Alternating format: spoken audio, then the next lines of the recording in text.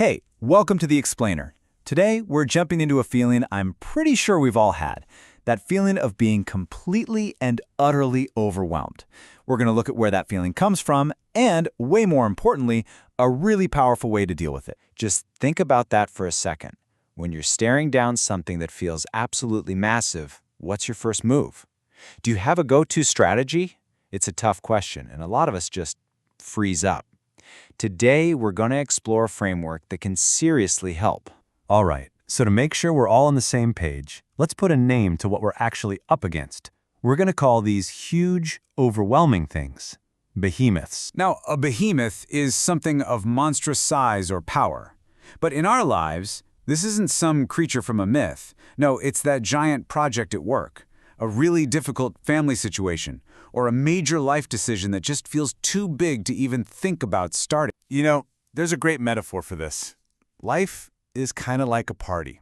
You walk in, you've got the best intentions, but sometimes it just gets messy. Someone spills a drink, something gets broken, and a lot of the time, it's not even your fault. And that's exactly when a behemoth can pop up out of nowhere. And what's our first instinct when that party starts getting out of control? We panic. We feel this huge, intense pressure to fix everything and to fix it right now. It seriously feels like the whole world is screaming at you to find a solution, and fast. Your phone's buzzing, emails are piling up, people are demanding answers. And that voice inside your own head is just yelling, hurry, hurry, hurry before it all gets worse. But right there, in the middle of all that chaos, that's the moment of choice. This is where you have to be the one to grab the reins and slow things down. The goal isn't to control the whole situation, but to take control of your response to it. And that really gets to the heart of the matter. When you're facing down a behemoth, the stakes are high. Rushing leads to mistakes and bad decisions that can make the whole mess even bigger. So doing it right has to be more important than just doing it fast. So how do we actually do it right?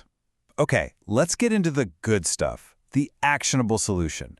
This is how you build a real strategy for pacing yourself when that party gets a little too messy. The strategy really breaks down into 4 simple but super powerful steps. First, you start inside. Just stop and take a deep breath, center yourself. Then, before you deal with anything else, you take care of yourself first. Only then do you move on to step 3, which is consciously slowing everything down and fighting that pressure to rush. And finally, you don't try to tackle the whole monster at once. You just find one piece, one small thing you can resolve right now, and you chew on that. And that idea of handling yourself first, it isn't selfish, it's totally strategic. It's just like what they tell you on an airplane. You have to put on your own oxygen mask before you can help anyone else. If you're calm and cared for, you're just in a much, much better position to handle all the other chaos. This is also about managing your own expectations. When you're facing a behemoth, you have to assume you're heading down a deep, long rabbit hole. This gives you permission to not have all the answers right away. It lets you see this whole thing not as a sprint, but as a long journey you really need to pace yourself for. And that brings us to our final section. This one has a really powerful metaphor for why that personal pacing, that tiny act of self-care, is the most important thing of all. A pebble in your shoe will outrun your dreams if you never stop to shake it out. Wow. Just let that one sink in. It's such a striking image, and it gets to the absolute core of this entire strategy. So what is that pebble? Well, it's that small, nagging need you keep ignoring while you're trying to wrestle with this giant behemoth. It's your exhaustion, it's your hunger, it's your desperate need for just a 5-minute break. That's the pebble.